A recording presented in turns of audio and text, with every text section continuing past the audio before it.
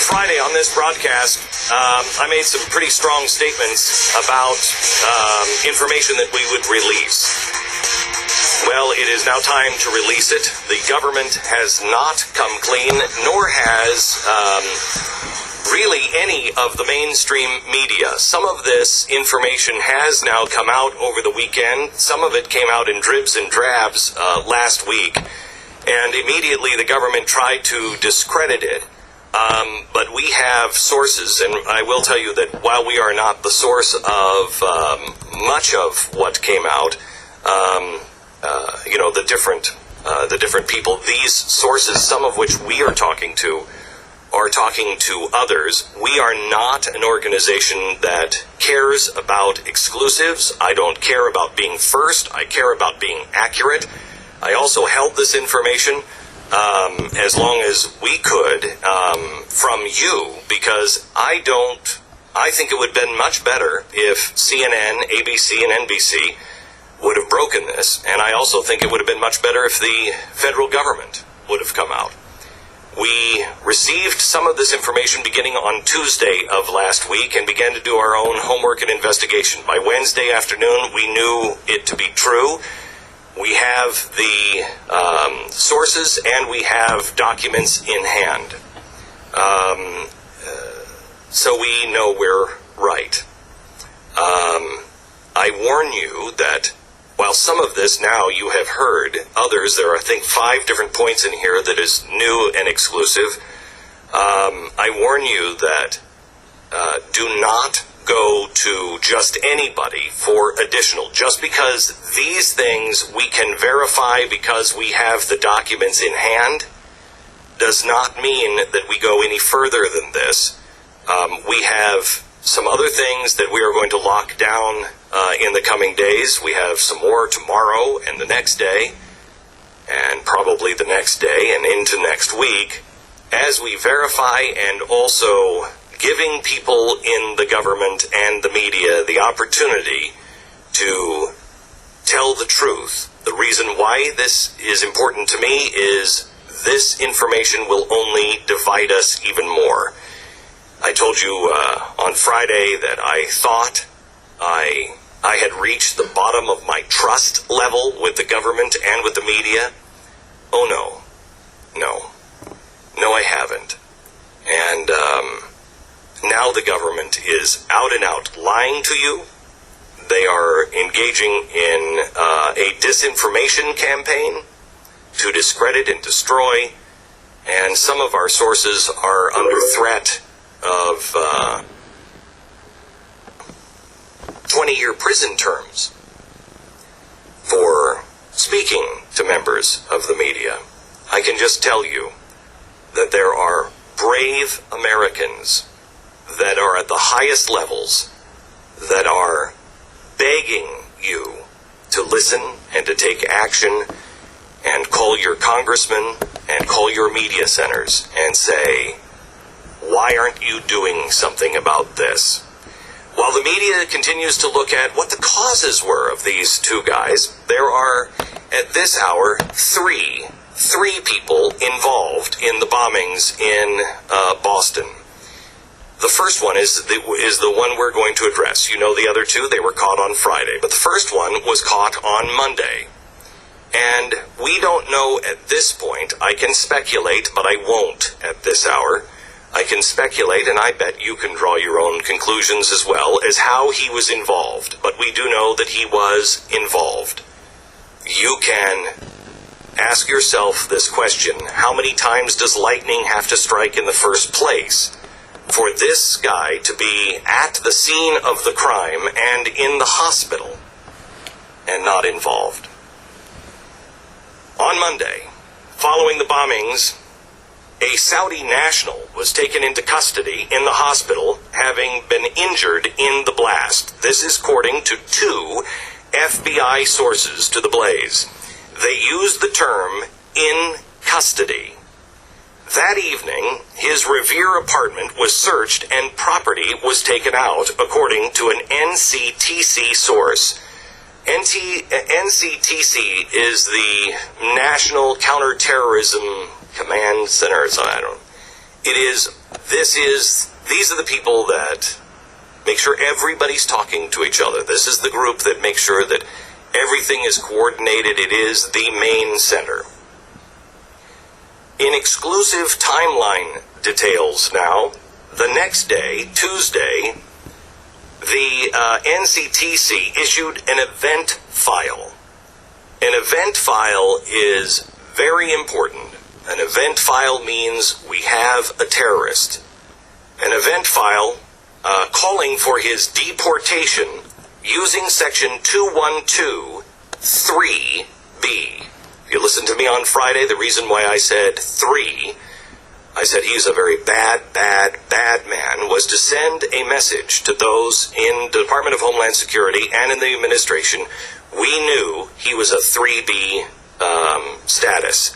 3B is about as bad as they come. This is somebody, if you get a 2123B tag, it means that you have demonstrated yourself to be a proven terrorist and engaged in proven terrorist activity. It was created by the NTC Field Watch Commander at 4 p.m. and he was tagged as a 3B. These documents are time-stamped. Who actually tagged him as a 3B, we are not sure. We know the field commander or the Field Watch Commander is the one who entered it. Which government agency said he's 3B, we don't know. But we do know this. It is almost impossible to charge someone with this. It is very, very difficult. You need solid evidence, because this isn't something that one group says, hey, 2123B. All of the departments have to agree that that evidence is strong enough to tag someone 2123B. It has to be almost certain proof and evidence. If any agency that is part of the NCTC disagrees with the charge, it cannot be applied. It's very important that you understand. This is not something that is riddled with mistakes. If you hit a 2123B, if one person objects and says that's not right, you are not allowed to tag them with that. It's a huge burden of proof. It is the equivalent in civil society of charging someone with premeditated murder and seeking the death penalty. So nobody called up and said, hey, 2123B, put it on, and we'll take it off later. Now, Tuesday, this happened on Tuesday. As soon as that happened, Tuesday morning, Secretary of State John Kerry meets with the Saudi Foreign Minister, Saud. The meeting is abrupt and it is closed to the media. Tuesday, after that meeting, the FBI starts to backtrack from the suspect, saying he's no longer a suspect, he's a person of interest. Then he's no longer a person of interest, he's a witness. Then he's a victim, and then he's a nobody. Wednesday afternoon, the president has a chance encounter with the Saudi Foreign Minister Saud again, and the Saudi ambassador Adel al-Jaber. They say this was about new developments in Syria. Do not believe it. Exclusive now from the Blaze, updated information. Wednesday at 5:35 p.m., the file, the 2123B, is altered. This is unheard of. This is impossible in the timeline due to the severity of the charge. If these things did happen, which they don't, if this did happen, you don't one day put a 2123B charge against somebody with deportation and then the very next day take it off. It would require too much to do it. The order was that the deport order was rescinded. And this is critical that you understand, there were only two people that could do this. The director of the NCTC could order the change after talking to each department, after going to the FBI and the ATF and everybody else and saying, hey, you know, that evidence we had, here's evidence against it, etc., etc., only the department could do that by running everybody through and making sure that everybody signs off. Impossible to do in such a short period of time. Or somebody at the very highest levels of the State Department could do it. We don't have any evidence to tell you which one did it. Thursday, Janet Napolitano testifies before the House Homeland Security Committee that no Saudi national has been or was being deported. This goes directly against the order that we have in hand. Exclusive information now from the Blaze. Congressman Duncan is in possession of the original event file, along with members of the House Homeland Security Committee, Congressman King, McCall, and Miller. They have sent a formal letter of request, which we have a copy of and is now posted at the Blaze, for a classified briefing on the Saudi national and the deportation order. The Department of Homeland Security needs to answer Congress. Another exclusive now from the Blaze that was just reported on Fox Radio. Let me read it from Fox Radio. The Saudi national, who was initially detained and then ruled out as a suspect in the Boston Marathon terrorist attack, had been flagged on a terror watch list. Let me report. Had been flagged on a terror watch list and was granted a student visa without being properly vetted. A source close to the investigation revealed that Abdul Rahman Ali Al-Harbi had been deemed inadmissible under a section of the Immigration and Nationality Act which declares ineligible for a visa any alien who is engaged in or is likely to engage after entry in terrorist activity. At least two additional sources have confirmed that Ali Al-Harbi is set to be deported as early as this week, contrary to statements made by Homeland Security Secretary Janet Napolitano. Thursday of last week now, going back to the Blaze report today, Thursday, DHS and ICE told the media that there are two Saudi nationals. And it's the other one, not the one hospitalized for injuries suffered in the bombing. That's the one that's in custody and being deported. We would respectfully ask for any kind of evidence of that. Who is this second Saudi?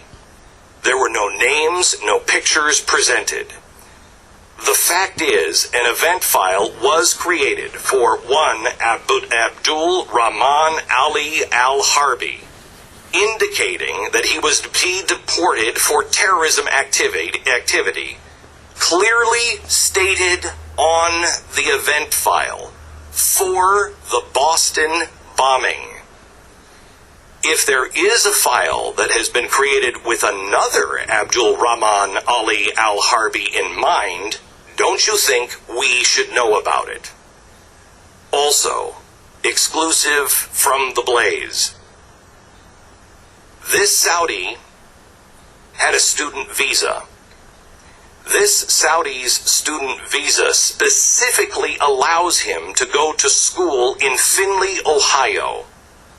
He has been in this country now for 6 months. We cannot find any evidence that he is in Findlay, Ohio. He has an apartment in Boston, Mass.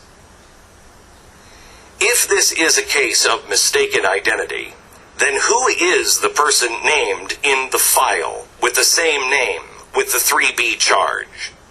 If DHS was working with a person as a source to out the bombers, then why is there a 3B charge? Exclusive. Why wasn't the Congressional Committee on Homeland Security notified? Why are they being cut out of all information? This is protocol. We're working on the family connections. And there is more to come. Sources tell us this will most likely now be kicked from DHS to the DOJ and labeled an ongoing investigation that just cannot no longer be discussed. This will be the reason Napolitano will not answer the Homeland Security Committee's request for a briefing. Like Benghazi, they have a heavy disinformation campaign floating a variety of scenarios to confuse the media, but that apparently doesn't take much. To prevent the story from being pursued, mistaken identity, wrong Saudi in custody. They are also working very hard to discredit those on the scent. I will give you more information on this in just a few minutes. But I want you to know, I need you to call your congressman right now. There are those congressmen that are aware of this, have seen the documentation. They're in the Homeland Security Committee. They know. They have seen it. They need your support. They need your help.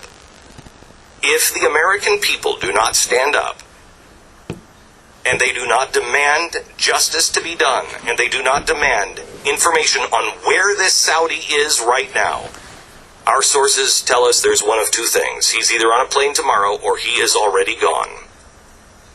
We want to know where he is. We demand answers from the Justice Department and from this administration. You call your congressman right now and you ask them, are you aware of this information? If not, talk to the Homeland Security Committee. And if you are not on top of this and making this your first priority today, I want to know why. Call them now. I will give you more information and why this is happening, and also the media and how they responded behind the scenes, coming up in a few minutes. First, our sponsor is Carbonite.